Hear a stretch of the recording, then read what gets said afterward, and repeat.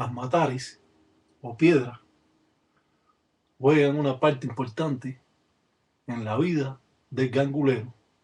Todo fundamento en ganga tiene que tener su matari o su piedra según la identidad o la divinidad que sea. En este caso, estas mataris pueden salir hasta de las entrañas de la tierra. Muchas de estas mataris lisas, conocidas como mataris de río o mataris lisas, o piedras lisas o piedras de río, se pueden encontrar en los caminos, en las montañas, hasta en los pozos, donde quiera podemos encontrar una matari lisa. Esto se le adjudica poderes mágicos. Se dicen que las terapias actualmente las hacen con este tipo de matari de río o de mar o de monte donde se encuentran ellas.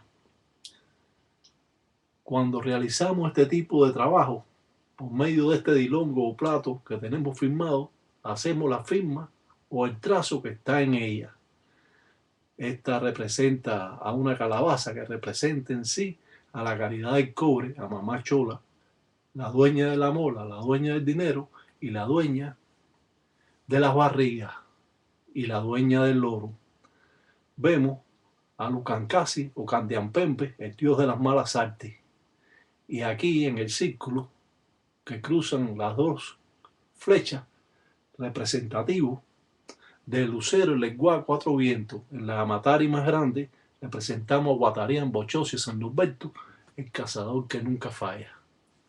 Si bien todas estas formas primitivas nos dan el entendimiento que el palero o movimiento circular va produciendo ciertas energías, ciertas corrientes que necesita estas mataris, que pueden ser utilizadas por el palero para el bien o para el mal.